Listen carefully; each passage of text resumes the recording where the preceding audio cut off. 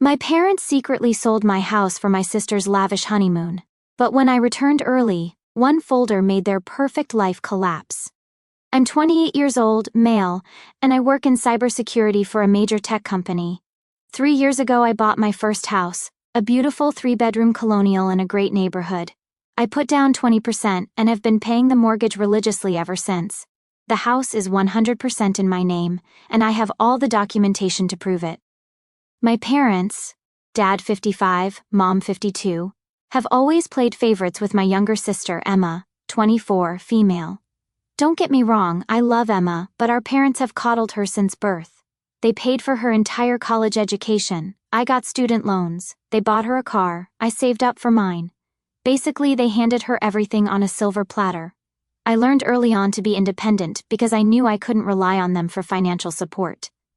Emma got engaged 6 months ago to her boyfriend Jake, 26, male. Nice guy, but they're both still finding their footing career-wise. Emma works part-time at a boutique, and Jake just started an entry-level position at a marketing firm. They're planning this elaborate destination wedding in Tuscany that's costing them, well, mostly my parents, about $75,000. Last month, I had to travel to Singapore for a 3-week work assignment. It was a big project, and I was excited about the opportunity. Before leaving, I asked my parents if they could check on my house occasionally, water the plants, collect mail, basic stuff. They had spare keys from when they helped me move in. Of course, sweetheart, Mom said. We'll take good care of everything. I should have known something was off when Dad seemed unusually interested in my travel dates and kept asking if anyone else had keys to the house. I returned home last Wednesday evening, exhausted from the long flight.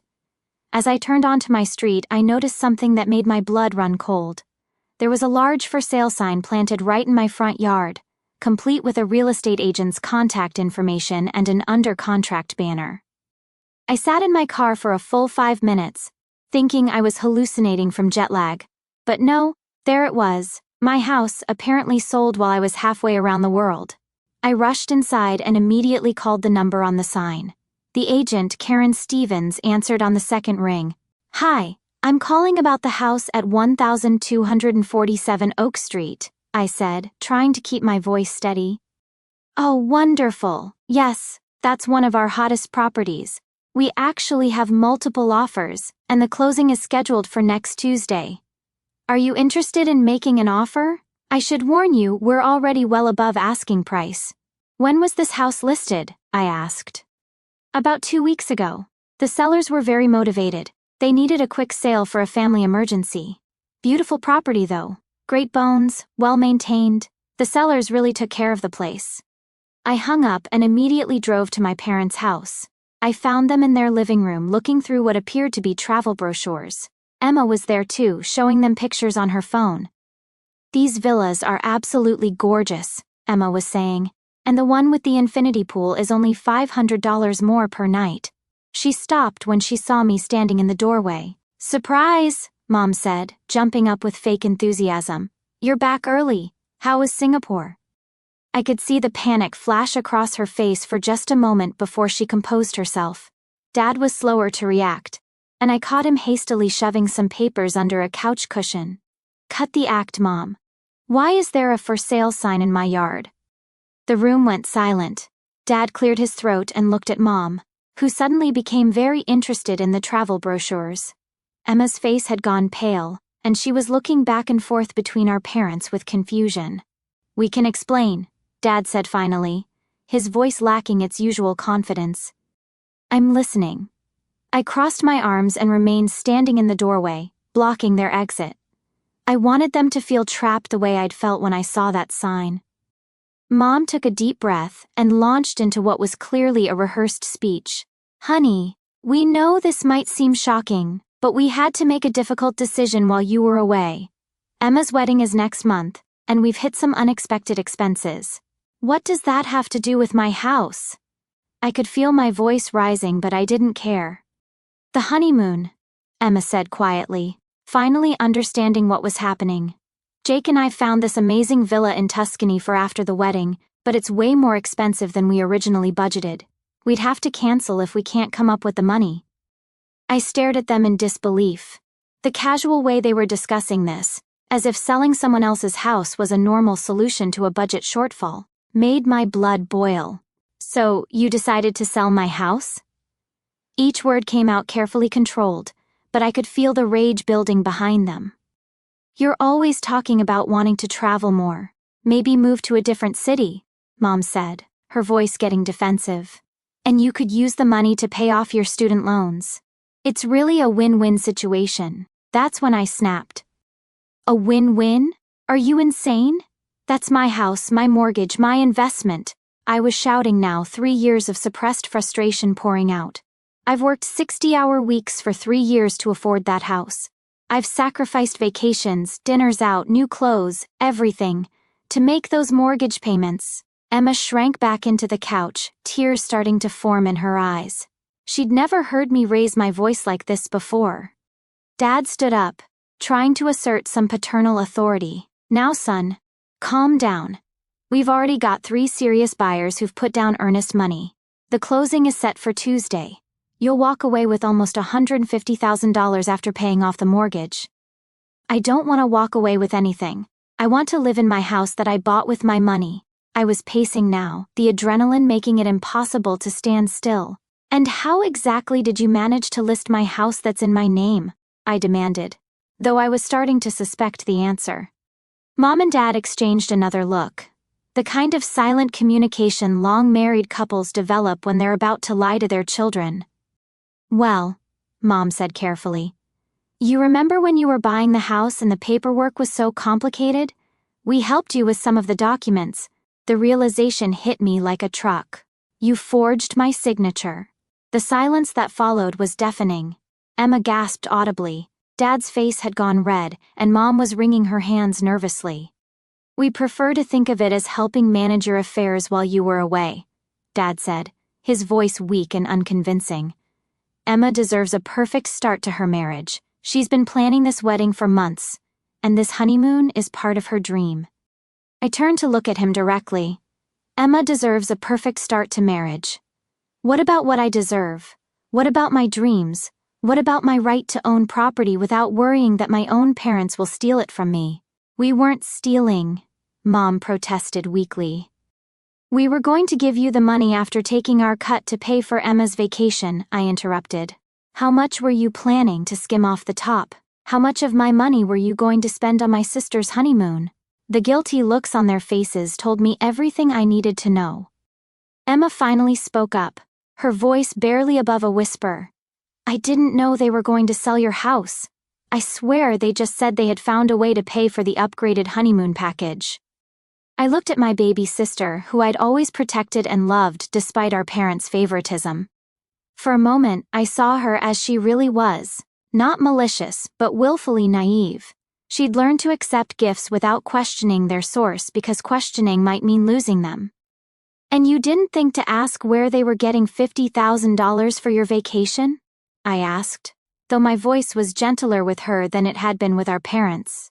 She looked down at her hands, shame coloring her cheeks. I guess I didn't want to know." The honesty of that admission hit me harder than any lie could have. She didn't want to know because deep down she suspected it wasn't legitimate. But not knowing meant she could enjoy the benefits without feeling guilty about the cost. "Emma," I said, sitting down across from her, "when someone offers you something that seems too good to be true, it usually is.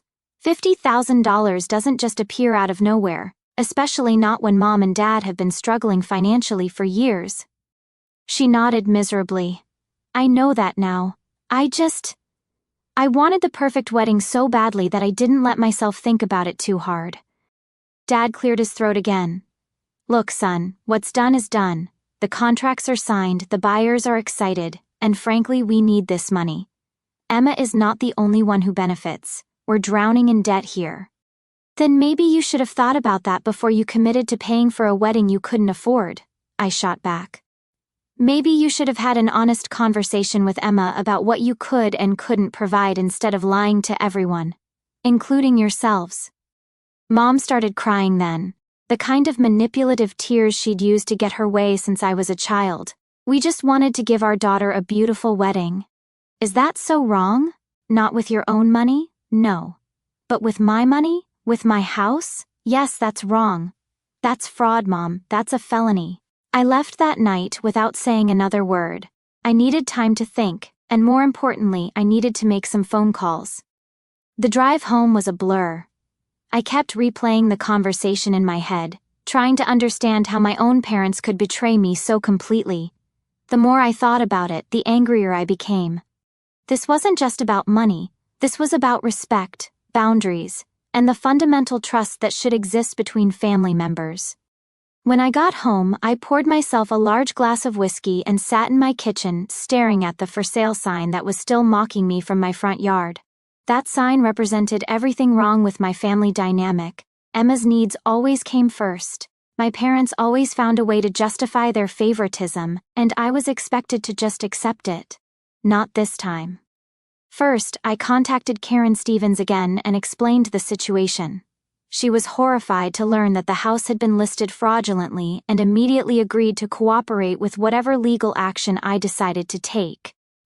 In 30 years of real estate, she told me, I've never seen anything quite like this. Family disputes over property are common, but outright forgery, that's a new one for me.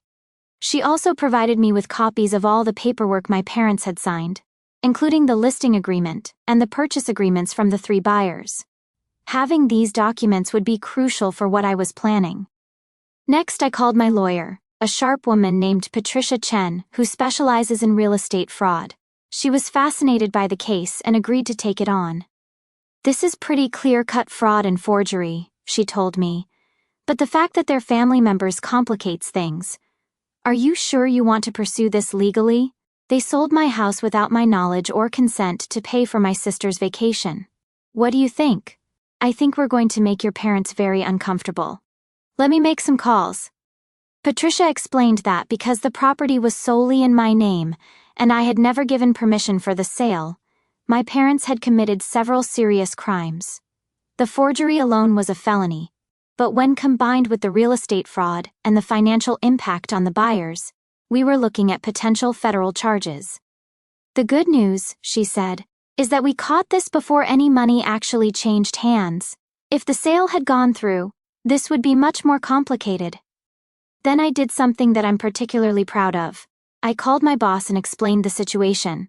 My company has excellent legal resources, and they were outraged that someone had tried to defraud one of their employees. We take care of our people, my boss told me. If you need time off to deal with this, take it. And don't worry about the legal costs, we've got your back. Having my company's support meant I could afford to hire additional experts, including a handwriting analyst and a private investigator to look into my parents' financial situation. The private investigator, a former FBI agent named Marcus, was thorough and discreet. Within 48 hours, he had compiled a comprehensive report on my parents' finances that painted a picture of desperation and poor decision-making. Finally, I spent some time researching my parents' finances myself. I knew they'd overextended themselves with Emma's wedding, but I needed to understand just how bad their situation was. What I found was worse than I thought. They'd taken out a second mortgage on their house, maxed out multiple credit cards, and even borrowed against Dad's $401k. They were in deep financial trouble, and selling my house was their Hail Mary to avoid bankruptcy.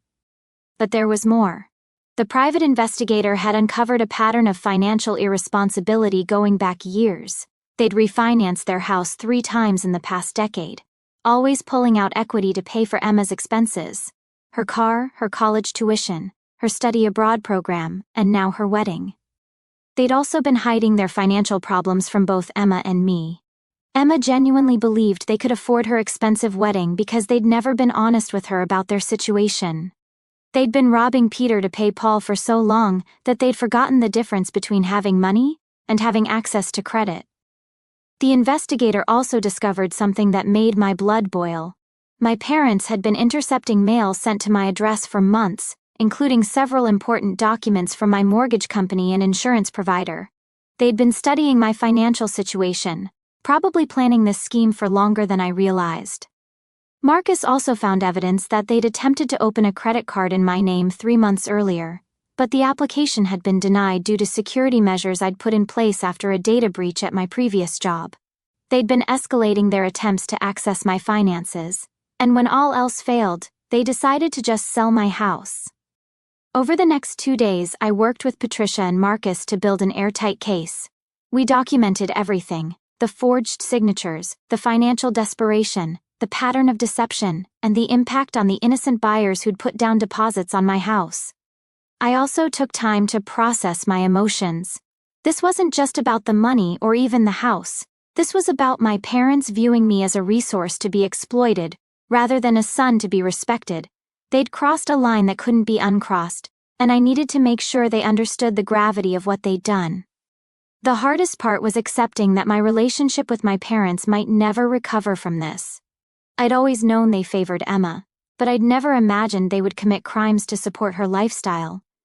The betrayal cut deeper than I'd expected, and I found myself grieving the parents I thought I had. But I also felt a strange sense of liberation.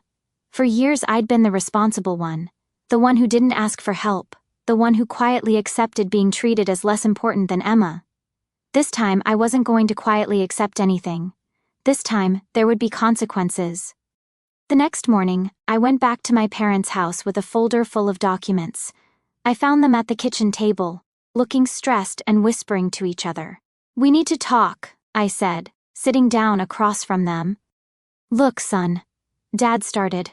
"We know you're upset, but the closing is in 4 days.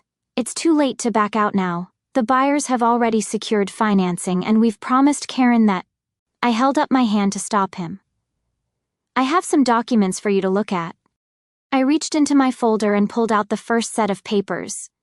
These are copies of all the mortgage documents for my house.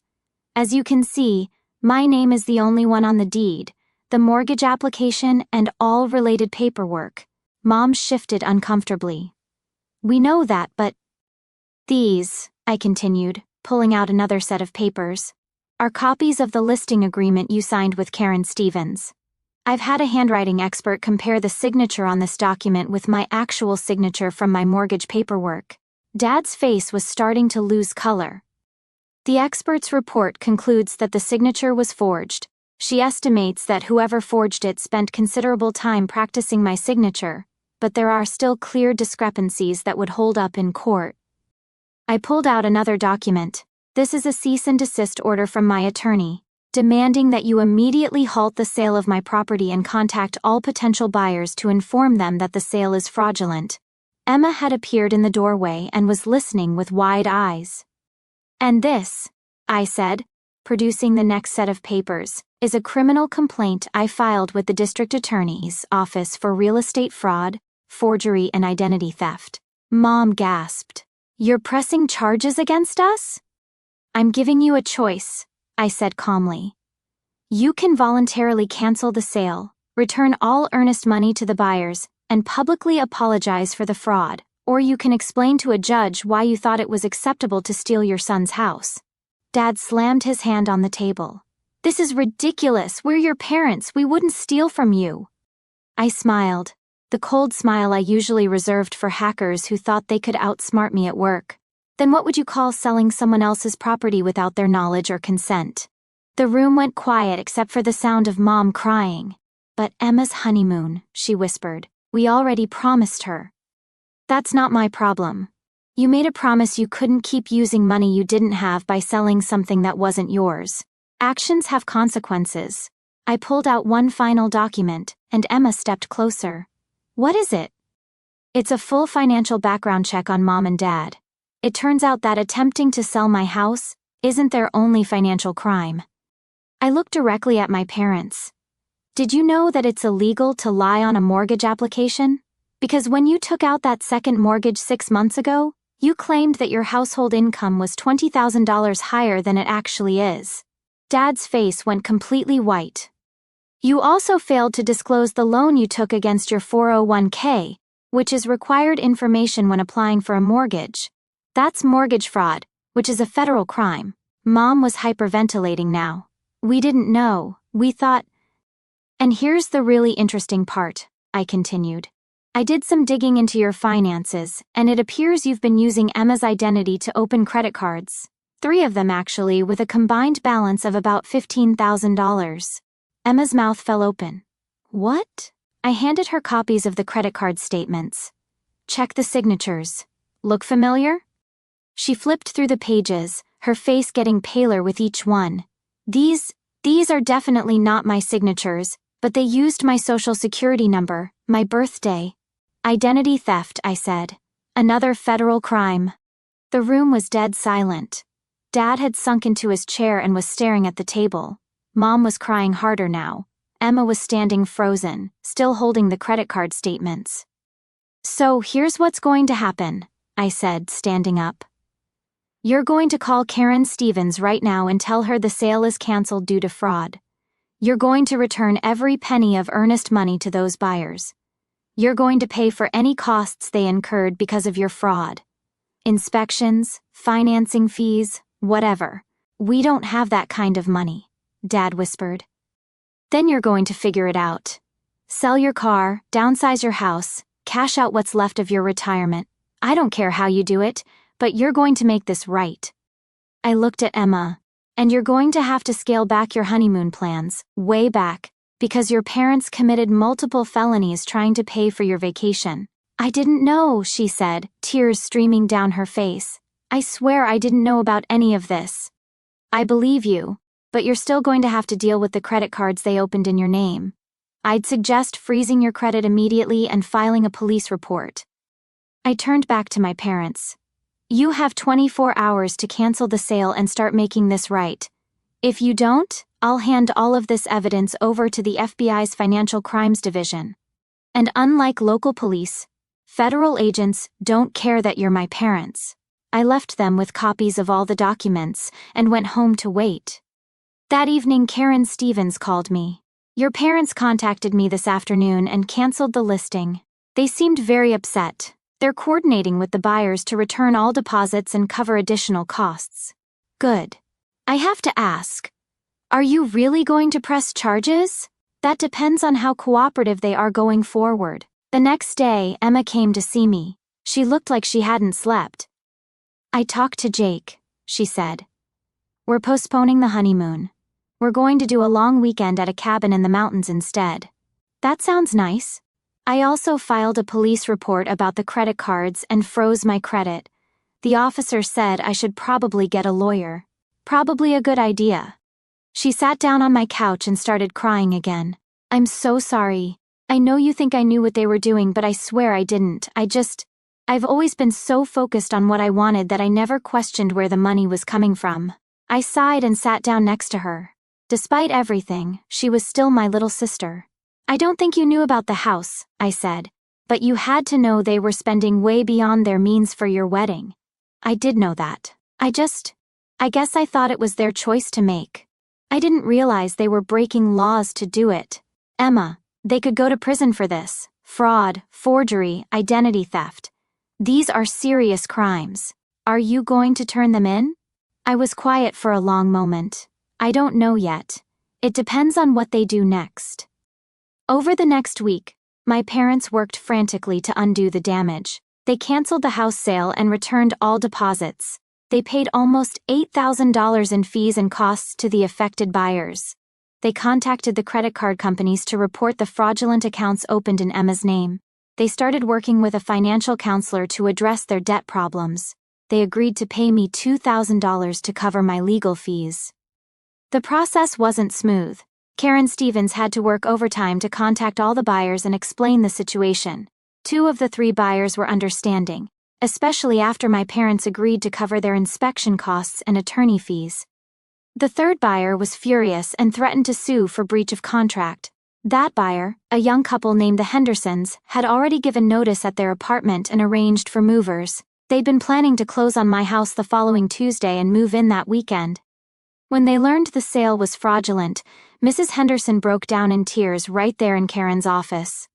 We've been looking for a house for 2 years, she sobbed. We finally found the perfect place, and now we have nowhere to go. Our lease is up, our stuff is packed, and we've already enrolled our daughter in the school district. My parents had to scramble to find them temporary housing and cover their moving expenses. Twice. Once to move their belongings into storage, and again when they eventually found another house 3 weeks later. The total cost to compensate the Hendersons was nearly $4,000. The financial counselor my parents started working with was brutally honest about their situation. During their first meeting, which I attended at their request, she laid out the harsh reality. "You're essentially bankrupt," she told them. "You have negative net worth, no savings, and you're carrying debt that would take you 15 years to pay off at your current income level." She recommended they consider selling their house and downsizing immediately. "The equity in your home is the only thing keeping you from complete financial ruin," she explained. "If you don't act soon, you'll lose it to foreclosure anyway." Mom cried through most of that meeting. Dad sat in stunned silence as the counselor explained how their financial decisions over the past decade had created an unsustainable situation. "We just wanted to give Emma everything we never had," Mom whispered. "I understand," the counselor replied. "But you can't give away money you don't have, and you certainly can't steal it from your other child." Most importantly, they sat down with Emma and Jake and had an honest conversation about their financial situation. The elaborate Tuscany wedding was scaled back to a simple ceremony at a local venue, and the honeymoon became a weekend camping trip. That conversation was particularly difficult. Emma had always believed our parents were financially comfortable, and learning the truth shattered her perception of our family's stability. "You mean we've been poor this whole time?" she asked, her voice small and confused. "Not poor," Dad said carefully. "But we've been living beyond our means for years. We kept thinking we'd find a way to catch up, but instead we just dug ourselves deeper." Jake, who had been quiet throughout most of the conversation, finally spoke up. "Why didn't you tell us sooner? We could have planned a smaller wedding from the beginning." "We didn't want to disappoint Emma," Mom said. "She'd been dreaming of this wedding since she was little." "I'd rather have a small wedding than know my parents committed crimes to pay for it," Emma said, her voice stronger now. "I'd rather have honest parents than expensive flowers." The wedding planning process became a lesson in reality for everyone involved. Emma and Jake had to make difficult choices about what was truly important to them. They kept the church ceremony but moved the reception to our parents' backyard. They hired a DJ instead of a band, asked friends to help with photography, and served a simple buffet dinner instead of a plated meal. Emma also had to return most of the expensive items on her registry and exchange them for more practical gifts. The designer wedding dress went back to the store, replaced by a beautiful but affordable gown from a local bridal shop. "It's actually better this way," Emma told me as we worked together to set up lights in our parents' backyard the day before the wedding. "I was so focused on having the perfect Instagram-worthy wedding that I forgot it was supposed to be about marrying Jake." Jake stepped up in ways that impressed me. He took on extra freelance projects to help pay for the scaled-down wedding, and he was nothing but supportive as Emma dealt with the disappointment of losing her dream celebration. "The wedding is one day," he told her. "Our marriage is supposed to last forever. I'd rather start our marriage debt-free and honest than in debt and pretending everything is fine." Dad also made the decision to take early retirement and find part-time work to help pay down their debt. At 55, he was too young for full Social Security benefits, but the stress of his corporate job combined with their financial crisis had taken a toll on his health. He found work as a part-time consultant for his old company, which gave him some income while allowing him to focus on their financial recovery. It was a significant pay cut, but it also meant he could take on the project of rebuilding their family's financial foundation. Mom got a job at a local department store, her first job in over 20 years. The adjustment was difficult for her. She'd been a stay-at-home mom since Emma was born, and suddenly finding herself working retail at 52 was a humbling experience. "I never realized how hard it is to earn money," she told me during one of our counseling sessions. "It's so much easier to spend it than to make it." Her first paycheck was $347 for 2 weeks of work. She stared at it for a long time before showing it to me. "This is what I spent on Emma's bridal shower decorations," she said quietly. 2 weeks of work for decorations that got thrown away the next day. The experience gave her a new perspective on the value of money and the weight of financial responsibility. For the first time in years, she understood the difference between wanting something and being able to afford it. It's been 2 months since all this went down. My parents and I are slowly rebuilding our relationship, but things will never be the same. The trust is gone, and I don't think it's ever coming back completely. The rebuilding process hasn't been easy. We started with supervised meetings at a family counselor's office where we could talk through what happened in a controlled environment. The counselor, Dr. Martinez, specializes in family financial trauma and helped us understand the psychological dynamics that led to this situation. During our sessions, some painful truths came out. Mom admitted that she'd always resented having to support me financially when I was younger, and she saw Emma as her chance to be the generous, supportive mother she'd always wanted to be. Dad revealed that he'd been feeling like a failure as a provider, and that giving Emma everything she wanted made him feel successful. "We never saw you as needing our help," Mom said during one particularly difficult session. "You were always so independent, so capable. Emma needed us more." "That doesn't justify stealing from me," I replied. "And it doesn't explain why you never asked if I needed help. You just assumed I didn't." The counselor helped us establish new boundaries and communication patterns. My parents had to accept that their actions had legal and emotional consequences that couldn't be easily undone. I had to work through my anger and decide whether I wanted to salvage any relationship with them at all. Emma and Jake had their scaled-down wedding last month, and it was actually beautiful. Sometimes simple is better than extravagant. The ceremony was held in my parents' backyard with about 30 close friends and family members. Emma wore a simple dress she bought off the rack, and Jake's college buddy officiated. What made it special wasn't the cost, it was the genuine love and happiness everyone felt. Emma seemed more relaxed and present than I'd ever seen her at any of her previous milestone events. She and Jake wrote their own vows, and there wasn't a dry eye in the house when they talked about facing life's challenges together. Emma seems to have learned something from this experience. She's taken on more hours at work, and is talking about going back to school to finish her degree. She's also been paying back the money she unknowingly spent from the fraudulent credit cards, even though she wasn't legally obligated to do so. "I want to earn what I have," she told me recently. "I don't want to wonder if my success is real or if someone else sacrificed for it." Jake has been incredibly supportive throughout this whole ordeal. He initially wanted to confront my parents himself, but Emma convinced him to let the legal process handle it. He's also been encouraging Emma to build her own financial independence and has taken on extra freelance work to help them pay down their debts faster. I decided not to pursue criminal charges as long as my parents continue to make restitution to everyone affected by their fraud. They're still paying off the costs from the canceled house sale, but they're making progress. The total amount they owe is around $12,000, which they're paying back at $500 per month. My house is still mine, obviously. I've since added some extra security measures and changed all the locks. I've also made it very clear to my parents that they are never to have access to my home again. They've accepted this boundary, though I can tell it hurts them. The physical changes I made to my house were just the beginning. I also hired a financial advisor to help me better protect my assets and set up additional safeguards against identity theft.